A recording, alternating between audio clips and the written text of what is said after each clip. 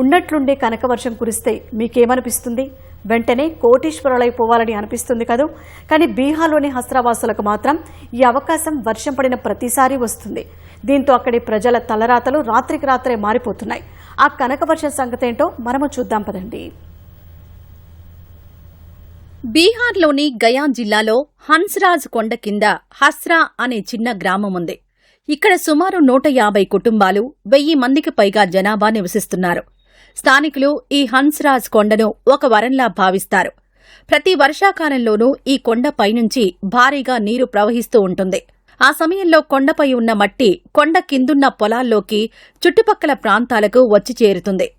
మట్టితో పాటు విలువైన రంగురాళ్లు, మణులు, పగడాలు, ముత్యాలుగా కొట్టుకొస్తాయి.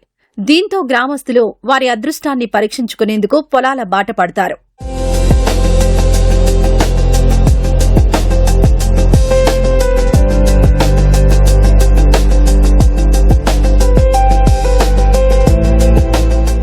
ఒకప్పుడు గ్రామంలోని చాలా ఇళ్లు మట్టి గోడలతో, గడ్డి కప్పులతో పూరి గుడిసెలుగా ఉండేవి.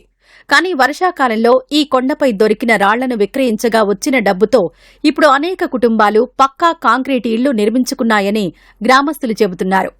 ఇక్కడ దొరికే రాళ్లు దాదాపు 1,00,000 నుంచి 5 లక్షల వరకు అమ్ముడవుతున్నట్లు వారు చెబుతున్నారు. గయా, బోధ్ గయా, రాజ్గిరితో పాటు రాజస్థాన్ వంటి దూర ప్రాంతాలకు చెందిన రత్నాల వ్యాపారులు హస్రా గ్రామానికొచ్చి ఈ రాళ్లను కొంటుంటారు. ఈ హన్స్రాజ్ కొండకు ఒక చారిత్రక, ఆధ్యాత్మిక నేపథ్యం కూడా ఉంది. ఈ కొండపై ఒక ప్రసిద్ధ శివాలయం ఉంది. ఇక్కడ ఉన్న శివలింగం స్వయంభుగా వెలిసిందని, కొండ నుంచి జారిపడే ఈ రాళ్లు ఆ పరమశివుడి ప్రసాదమని అక్కడి ప్రజలు నమ్ముతారు. మరోవైపు హన్స్రాజ్ కొండ అత్యంత పురాతనమైందని, దీర్ఘకాలిక వాతావరణ మార్పులు, కోత కారణంగా కొండపై ఉన్న రాళ్లు, ఖనిజాలు గుండ్రంగా మారి వర్షాకాలంలో నీటి ప్రవాహానికి అవి కిందకు కొట్టుకొస్తుంటాయని భౌగోళిక శాస్త్రవేత్తలు చెబుతున్నారు.